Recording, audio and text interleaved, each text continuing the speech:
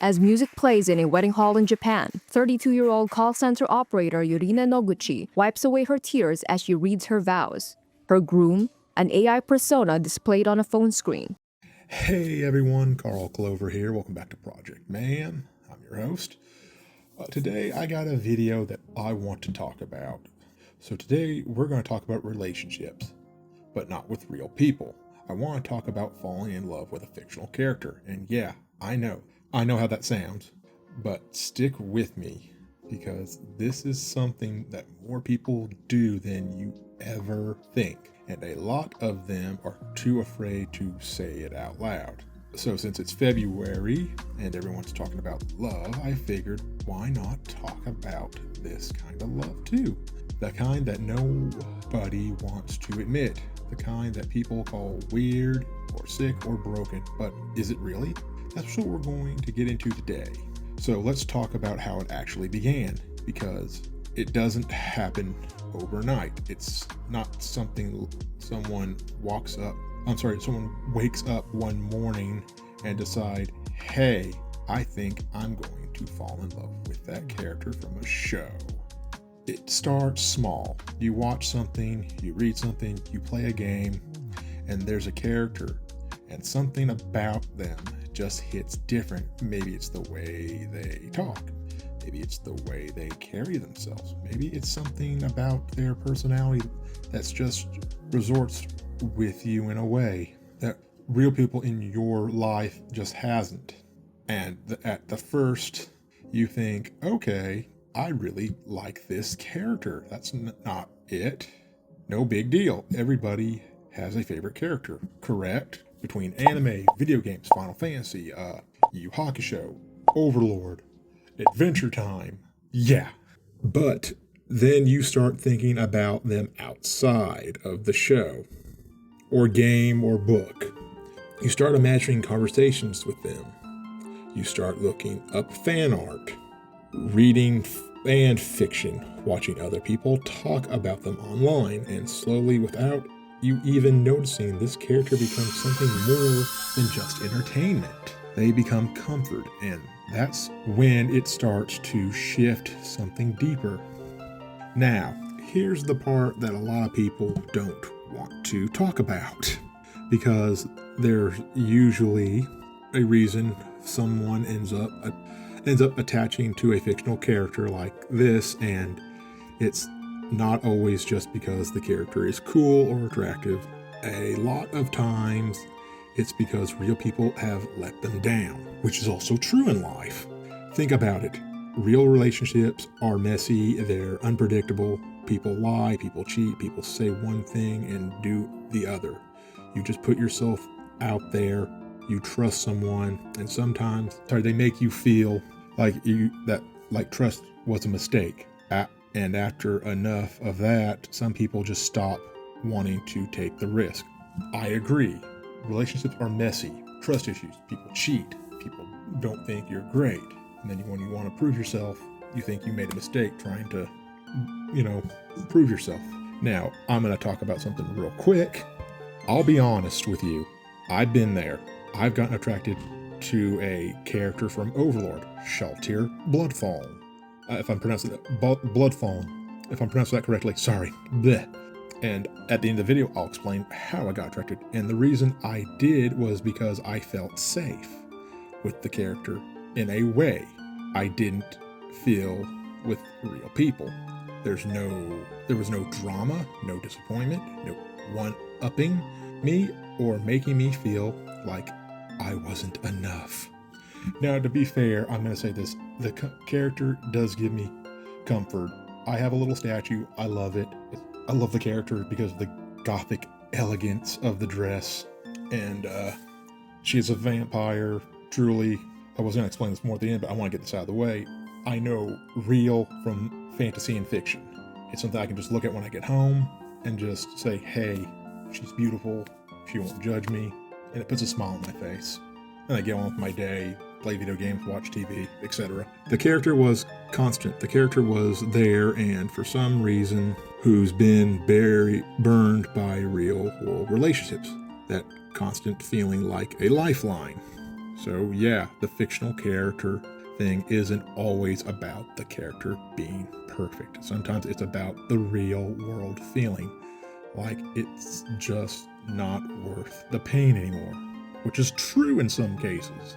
So now we get into the part where things get a little more real or ironic, a little more unreal, depending on how you look at it. Because some people, it doesn't stay just emotional attachment. It crosses a line into something romantic, something sexual even. I feel good. You're a handsome man. Love you, baby. And I know some of you just cringed, but hear me out. This is actually way more common than people admit. And it's been happening for a long time. Think about it. Body pillows. You've seen them at gaming conventions, anime conventions.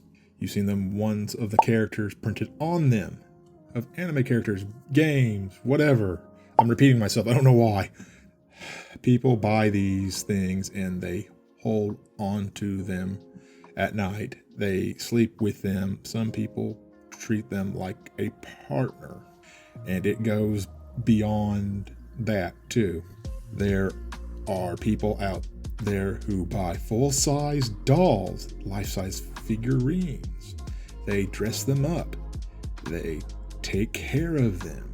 Some people spend thousands of dollars on these things, not because they're collectors, but because they built an emotional and even physical relationship around them. And then there's the stuff that really makes people's head turn. There was a story I saw a couple of years back about a man in Japan named, I'm probably butchering this name, Akirikyo Kaneko. Editor, put his name here on the screen, who actually married a hologram, a virtual pop idol named Heizuku Miku. She's not a real person. She's a digital character, a virtual singer, but Kendo went through an actual wedding ceremony. Oh my fucking God. He spent around $18,000 on it. He made vows. He even slept next to it. A body pillow of her every night. And then the company that made the hologram, Gearbox, shut down in 2022. Just like that, the hologram he married was gone. Some people called him the first digital widow. Or people laughed at that story. They mocked him online. But here's what most those people didn't ask. Why did he do it? What was going on in his life that made him, that hologram, feel like a better option than another human being? Kido actually said that real women had bullied him his whole life, that Miku was the one who saved him.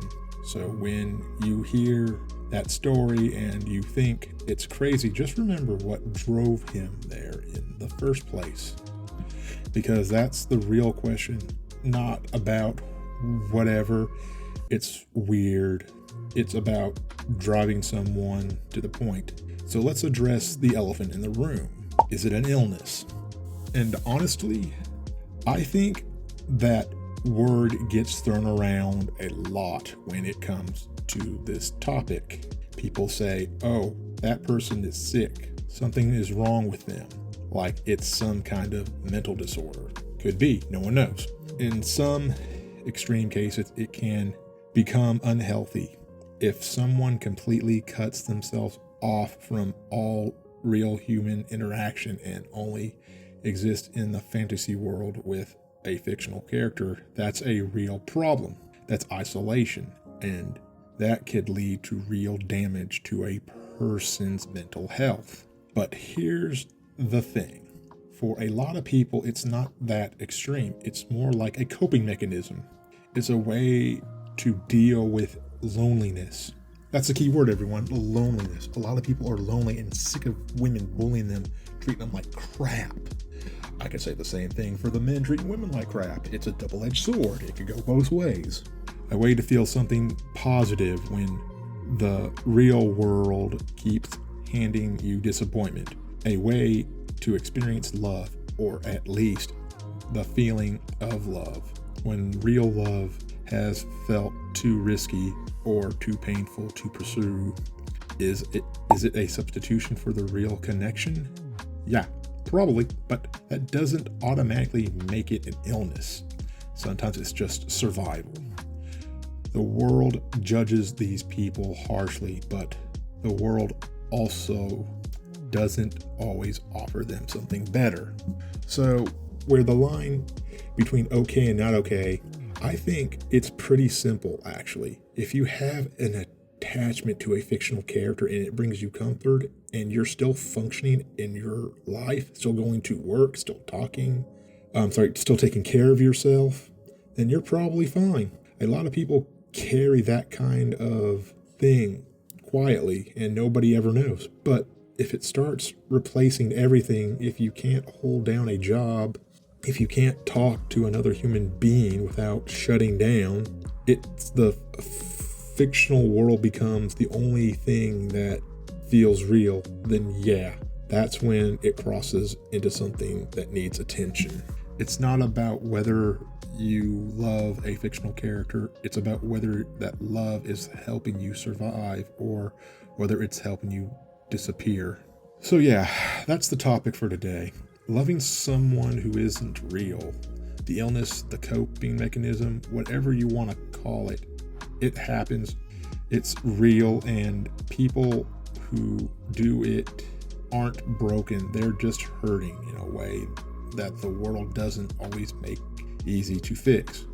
It's February. It's supposed to be about love, so let's be honest about all the kinds of love that exist, even the ones people make uncomfortable. If you ever been there, if you've ever looked at the fictional character and felt something real in your chest, you're not alone, and you're not sick for feeling it. So guys, that's all I got for today's video. If you like this video, hit that like button. Subscribe if you haven't already, and turn on that notification bell to know when I've gotten videos to go up. Sorry, it's been so long since I've done a video. I know it's been hectic with me trying to do stuff on the gaming channel and do stuff in my real life and work, yada yada. And comment below what you think. Is this an illness? Is this a coping mechanism? Is it something to find love? So guys, don't forget to check out the group gaming channel. The description will be in the link in the description. In the description. Oh God, I haven't done this in a while. And we'll see you on the next video. I'm Carl Clover. Take care.